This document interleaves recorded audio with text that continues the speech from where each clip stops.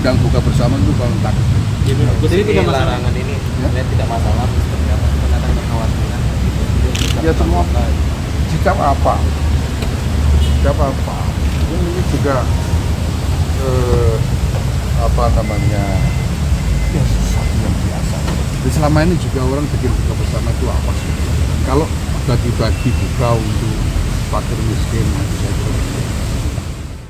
Para kadrun kepanasan, fitnah pemerintah Islamofobia karena larang pejabat pemerintah buka bersama, NU Muhammadiyah langsung bereaksi. Ditulis oleh tim redaksi jurnal dikutip dari berbagai sumber. Saat ini, aparat sipil negara, pejabat pemerintah sedang mendapatkan sorotan yang sangat tajam dari masyarakat. Untuk itu, Presiden meminta kepada jajaran pemerintah, ASN, untuk berbuka puasa dengan pola hidup yang sederhana, tidak melakukan atau mengundang para pejabat di dalam mereka melakukan buka puasa bersama.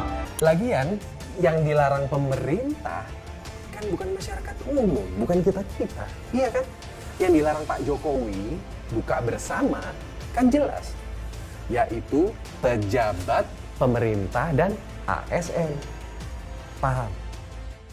Presiden Joko Widodo mengeluarkan surat yang melarang pejabat dan pegawai pemerintah menggelar buka bersama tahun ini.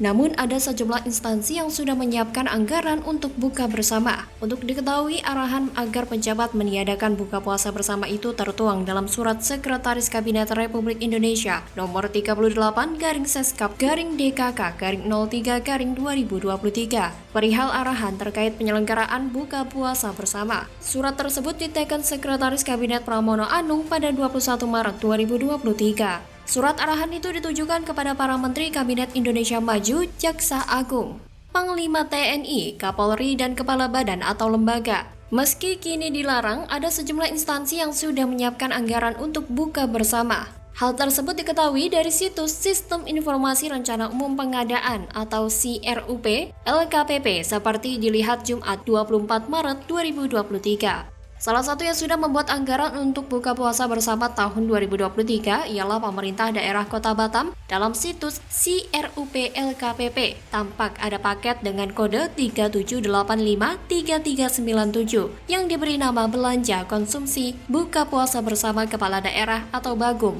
Paket tersebut berada di Satuan Kerja Sekretariat Daerah dengan tahun anggaran 2023. Volume pekerjaan tertulis 8.000 orang atau kali dengan uraian pekerjaan biaya makan 2.000 orang atau kali biaya makan kepala daerah atau eselon 1 atau setara 6.000 orang atau kali. Paket ini menggunakan produk dalam negeri dengan menggunakan sumber dana APBD 2023 dengan total pagu 742 juta rupiah.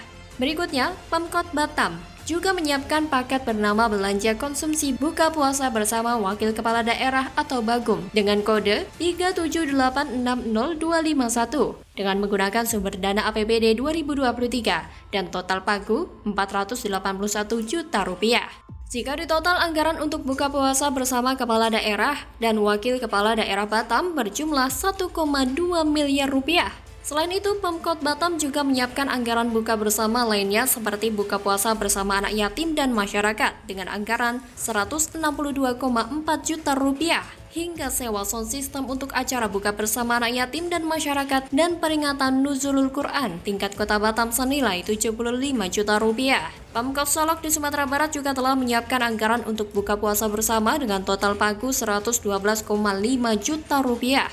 Ada juga anggaran buka puasa bersama yang telah disiapkan oleh Sekretariat Dewan Perwakilan Rakyat Daerah Kota Surakarta. Total anggarannya 24,9 juta rupiah dengan jadwal pemilihan penyedia pada April 2023. Kubu Habib Rizik Syihab pun bereaksi keras terkait larangan pejabat negara gelar buka puasa bersama berdasarkan instruksi Presiden Jokowi. Menanggapi hal itu, jubir Habib Rizik, Aziz Yanuar, menilai larangan bukber itu merupakan bentuk alergi terhadap agenda umat Islam. Aziz Yanuar juga menduga larangan Presiden Jokowi itu dinilai mengarah kepada gerakan Islamofobia akut. Bahkan menurut Aziz Yanuar telah masuk pada Ramadan fobia. Apa yang diungkapkan oleh Aziz Yanuar ini seperti tidak melihat konteks yang ada. Jika dilihat banyak anggaran yang dikeluarkan hanya untuk kegiatan buka bersama, hal ini dikhawatirkan akan menyebabkan korupsi dengan kedok buka bersama. Ketua Umum Pengurus Besar Nahdlatul Ulama atau PBNU, Yahya Khalil Stakuf, dan Ketua Umum Pimpinan Pusat Muhammadiyah PP Muhammadiyah, Haidar Nasir, juga tidak mempermasalahkan pelarangan buka bersama di lingkungan kementerian, Jaksa Agung, Panglima TNI, Kapolri, dan Kepala Badan atau lembaga. Haidar Nasir pun mempersilahkan pemerintah mengambil kebijakan melarang pejabat mengadakan acara buka puasa bersama, namun harus koheren dengan kebijakan pemerintah yang lain. Gus Yahya pun juga mengatakan buka puasa bersama merupakan hal yang wajar selama tidak digelar secara berlebihan, apalagi bermewah-mewahan. Dia juga mengungkapkan ajakan buka puasa bersama merupakan hal yang biasa di NU. Tapi Gus Yahya mengaku sumpah saking seringnya menerima ajakan tersebut. Jadi dari kedua ormas besar Muhammadiyah dan NU tidak mempermasalahkan jika di lingkungan pemerintah dilarang melaksanakan buka bersama. Karena memang rentan sekali terjadi penyelewengan anggaran. Jadi, jika peraturan ini diklaim oleh para kadrun sebagai bentuk Islamofobia atau Ramadanfobia, sepertinya para kadrun juga ikut andil dalam acara buka bersama tersebut. Sepertinya para bohir yang membiayai para kadal gurun ada di kursi pemerintahan. Jadi wajar jika para kadrun menyerang pemerintah dengan isu Islamofobia atau Ramadanfobia.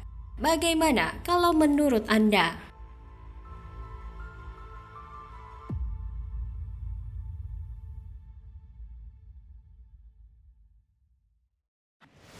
Kalau politik dicampur dengan agama, maka agama rusak. Nah, ini menggambarkan seakan-akan memang dia bertolak belakang. Kenapa? Karena agama itu mengajak kepada kebaikan, mengajak kepada kemaslahatan dan sebagainya. Sedang sebahagian politisi dalam kenyataan itu bertolak belakang dengan itu. Lembaga pendidikan, lembaga-lembaga rumah-rumah ibadah khususnya tidak digunakan untuk politik praktis. Ramadan penuh kemenangan, Imam Masjid Istiqlal trauma ditipu Anies, sindir abut gunakan politik saat di masjid. Heru Budi Hartono pun dukung, say no to politik identitas. Ditulis oleh tim redaksi jurnal, dikutip dari berbagai sumber. Yaitu memanfaatkan jamaah untuk syahwat politik kebencian. Bagaimana kinerja Pak Anies sebagai Gubernur DKI Jakarta? Alhamdulillah sangat luar biasa. Sehingga kita buat di Aceh, bagaimana Aceh ke depan supaya lebih bagus.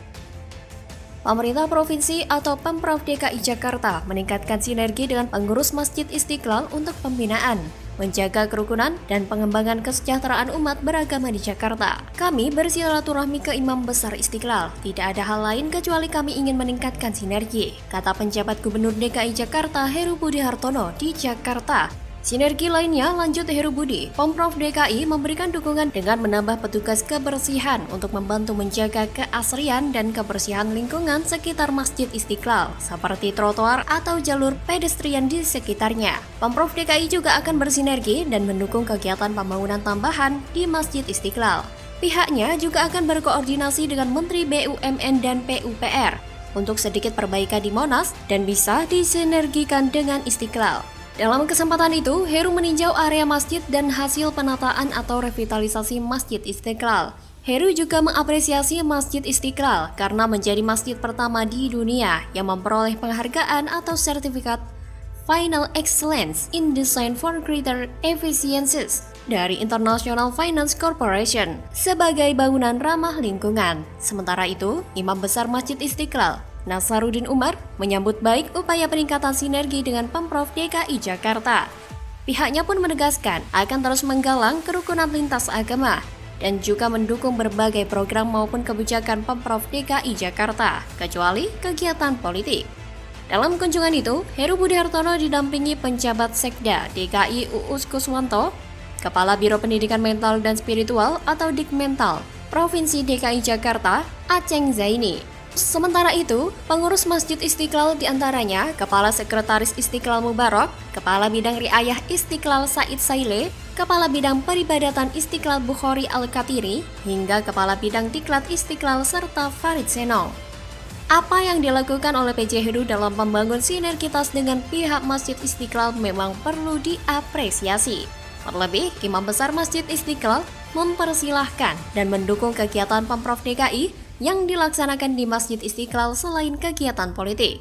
Tentu saja ini merupakan kolaborasi yang perlu diapresiasi dan juga sindiran telak bagi Anies Baswedan.